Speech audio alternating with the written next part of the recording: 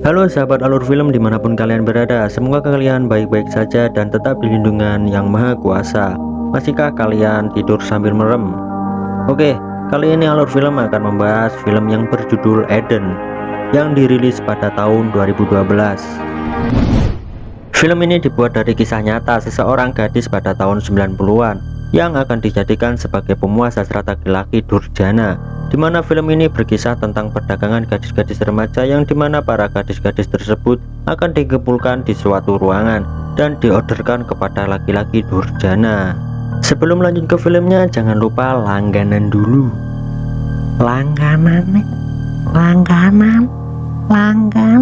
dulu. Ciwau. Di awal film kita diperlihatkan adanya seorang gadis. Dia bernama Hyunjae. Terlihat dia sedang berada di sebuah toko kelontong yang dimana toko tersebut adalah milik kedua orang tuanya cuy. Hyunjae ini adalah gadis remaja yang dimana dia suka melakukan kenakalan di usianya. Terlihat dia sedang asik merokok bersama temannya yang bernama Ebi cuy, dimana Ebi dan Hyunjae akan merencanakan untuk pergi ke sebuah klub malam. Tak lama kemudian ayah Hyunjae datang dan mengetahui bahwa anaknya merokok. Namun ayah Hyunjae tidak memarahinya. Ayah yang cukup sabar. 야, 담배 좀 끊어. Sebaliknya dengan ibunya, di mana ia tidak mau memanjakan anak gadisnya ini. Hyunjae dipaksa untuk mengurus semua toko kelontong itu. But I want you home by 10. Singkat cerita, malam pun tiba. Hyunjae dan Ebi pun pergi ke sebuah klub malam. Terlihat di sana mereka memesan 2 gelas whisky.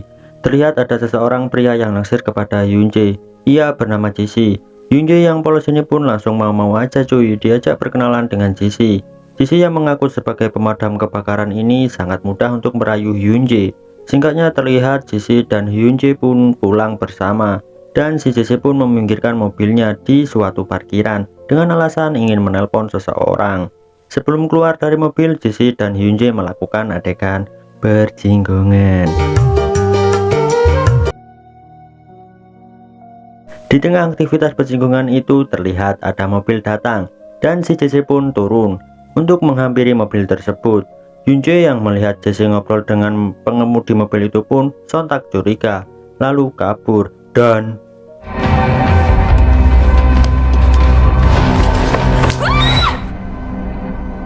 scene berpindah kepada seseorang bapak-bapak yang bernama Bob. Di dalam perjalanan dia melihat mobil patroli polisi lokal yang berhenti di sebuah tempat. Dan Bob pun mendatangi polisi itu. Terlihat polisi, Bob dan satu orang di situ menemukan mayat gadis remaja. Dan entah apa penyebabnya gadis itu bisa tewas dan dibuang di tempat itu. Dan polisi lokal itu beranggapan bahwa gadis yang mati itu adalah tahanan luar, karena di mayat itu terdapat gelang pelacak. Kembali ke Hyunjae. Hyunjae yang telah sadar dari pingsannya kaget, di mana Hyunjae berada di sebuah ruangan dan tangannya diborgol. Di ruangan itu ada seseorang penjaga dan gak lama kemudian datang seseorang dokter wanita cuy.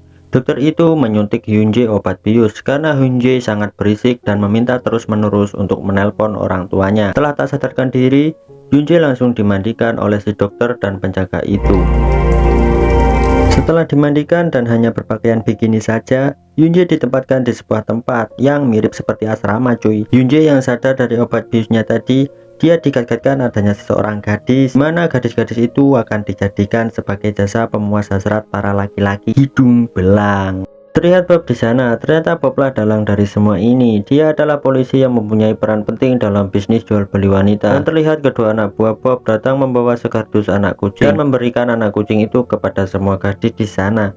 Tujuannya untuk teman bermain mereka. Bob juga mengingatkan kepada mereka agar mereka tidak berusaha melarikan diri, karena gelang yang terpasang di kaki mereka adalah gelang pelacak. Apabila di antara mereka ada yang melanggar, nasibnya akan sama seperti Maggie, mayat yang ditemukan Bob tadi siang. Terlihat Bob sedang menjelaskan beberapa peraturan kepada si Hyunjae, sang member baru ini. Lalu Bob memberikan nama baru kepada Hyunjae, yaitu Eden.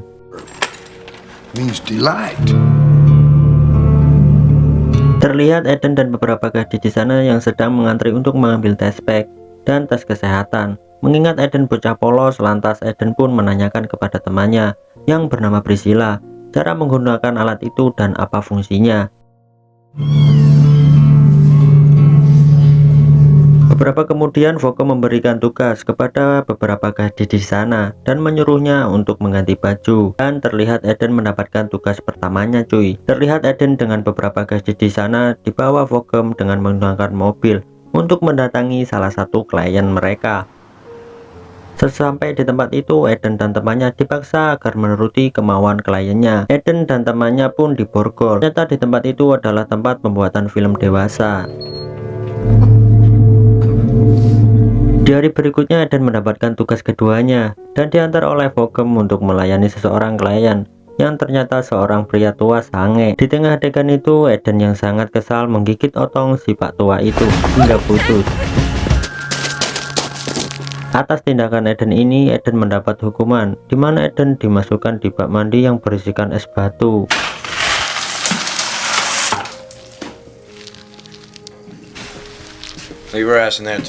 Singkat cerita, 1 tahun berlalu, terlihat Eden yang mulai sudah akrab dengan salah satu gadis di sana. Dari sini juga Eden mengetahui bahwa selama ini gadis yang menjadi kesayangan Bob dan Vogel adalah Steflana. Ia awalnya gadis biasa, layaknya gadis lain. Namun akhirnya kepercayaan besar mulai didapat oleh Steflana, hingga membuatnya sangat spesial. Bahkan ia pun boleh meminta tugas yang ia sukai. Tidak hanya itu, cincin milik Eden yang dulu sempat diberi ayahnya pun juga diambil oleh Steflana. Dari sinilah Eden berencana mengambil cincin miliknya itu dari tangan Steflana. Namun di sini Priscilla terlihat dibawa oleh penjaga di sana. Keesokan harinya Eden mendapat tugas kembali, dan kali ini ia tampak sudah terbiasa oleh pekerjaan itu dan terlihat cukup mahir dalam gaya bebas seputar pengencrotan. What you want? You want me to take control? Singkatnya, terlihat Eden dan beberapa temannya pulang. Namun di sini Eden terlihat mematahkan hak sepatunya yang akan digunakan sebagai senjata dalam membela dirinya. Dan kebetulan Steflana nampak menempati ranjang Priscilla. Setelah semuanya tertidur, Eden langsung menyerang Steflana dan berusaha mengambil cincin pemberian ayahnya.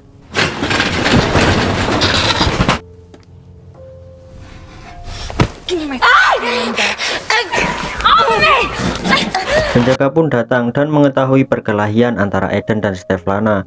Bahkan Vogel yang mengetahui hal itu langsung membawa Eden ke sebuah tempat dan menyuruh Eden untuk menelan cincin itu. Seolah menemukan celah untuk menarik simpati Vogel, Eden sempat menawarkan diri untuk jadi orang kepercayaannya, dengan alasan selama ini beberapa gadis meremehkan Vogel hanya karena ia sangat tunduk terhadap Bob. Namun pria itu terkesan cuek dan belum peduli tentang apa yang diomongkan oleh Eden padanya. Di hari yang berbeda, Eden bersama 2 gadis lainnya mendapat tugas untuk menjadi wanita penghibur di sebuah pesta. Namun tidak sama dengan lainnya, klien sekarang tidak mau membayar tagihan sesuai yang disepakati sebelumnya. Vogel yang dibawa pengaruh barang haram pun dengan berani mengeluarkan pistolnya dan The other guy said 700. That's what we put together. namun secara mengejutkan 2 gadis yang dibawanya tadi hilang dan memaksa Vogel serta Eden untuk mencarinya menggunakan pemancar sinyal yang berasal dari gelang kaki 2 gadis itu. Di sini Eden yang dilema. Eden berharap agar kedua gadis itu bisa kabur. Namun di sisi lain ia ingin mendapatkan kepercayaan lebih dari Vogel. Akhirnya Eden pun memilih untuk memihak kepada Vogel saja. Setidaknya ia bisa mendapatkan kepercayaan dari Vogel. Dan alhasil kedua gadis itu pun kembali ditangkap. Vogel yang merasa senang pun lantas langsung menraktir Eden makan. Suatu malam Eden meminta izin kepada penjaga untuk pergi ke toilet. Tujuannya untuk mengeluarkan cincin yang telah ditelan oleh Eden tadi dari lubang naganya. Alhasil Eden berhasil mengeluarkan cincin itu dan langsung memakainya. Keesokan harinya semua gadis-gadis itu berjajar menunggu tugas dari si Vogel ini. Namun Eden mendapatkan perhatian lebih dari si Vogel karena Eden telah membantunya menemukan gadis-gadis yang sempat kabur kemarin. Dan terbukti Eden diberi tugas sebagai pembersih di ruang pribadi Vogel. Tak hanya itu juga, kali ini Eden menggantikan tugas dari Steflana sebagai penerima telepon di tempat tersebut. Vogel menjelaskan bahwa bila ada yang menanyakan tarif harga, agar Eden cepat-cepat untuk menutup teleponnya. Vogel beranggapan bahwa itu adalah anggota 911. Sejak itulah Eden menjadi orang kepercayaan si Vogem. Bahkan banyak hal telah dilaluinya, mulai mengunjungi pemasok obat bius untuk para gadis-gadis di sana, mengajari Eden mengendarai mobil, hingga tak jarang Eden ditugaskan untuk mengurus para gadis yang baru datang di tempat tersebut. Di lokasi yang berbeda nampak Bob sedang mengisi pidato kemerdekaan. Singkat cerita, acara itu sudah usai. Di lobi nampak Bob berjalan dan didatangi seorang pria yang mengaku sebagai penyidik dari kasus pembunuhan polisi yang sempat terjadi setahun lalu. Pria itu mengatakan dari sistem GPS sempat menangkap sinyal dari ponsel Bob, namun Bob beralih jika dirinya lupa dan tidak tahu menahu kasus itu. Singkat cerita, Vogem menyuruh Eden menemani dia untuk menemui Bob di pinggir danau. Vogem yang temperamental itu pun tidak suka atas nasihat Bob, dan setelah Vogem berhasil membunuh Bob dan mengatakan kepada Eden bahwa apa yang ia lakukan barusan adalah perintah dari bos besarnya. Di tempat berbeda terlihat Vogem dan Eden mengantar satu gadis yang sedang hamil ke tempat praktek penjualan bayi.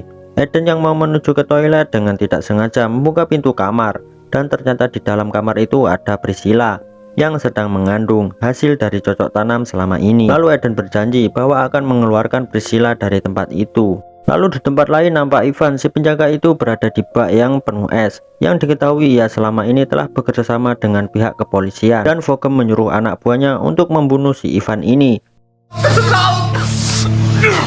Lalu Vogem pun memutuskan pindah ke Dubai dan tidak lupa mengajak Eden dan beberapa gadis di sana. Singkat cerita, terlihat Vogem dan Eden sedang berada di tempat Vogem dan menyuruh Eden untuk memilih paspor yang mirip dengan wajahnya. Seolah melihat celah bahwa Vogem akan menghirup barang haramnya itu, kini Eden berusaha meracuni pria itu dengan menyemprotkan semprotan serangga dalam alat yang akan digunakan Vogem. Dan jelas saja, Vogem yang tak curiga itu pun langsung menghisap barang haramnya itu. Tak butuh waktu lama, Vogem pun tewas.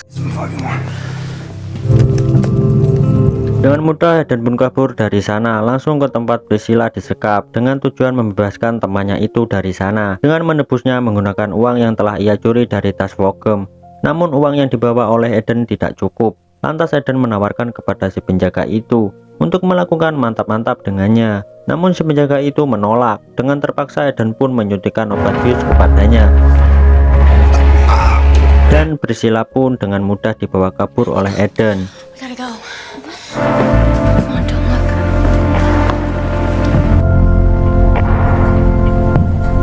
Tamat. Ending yang sangat membingungkan.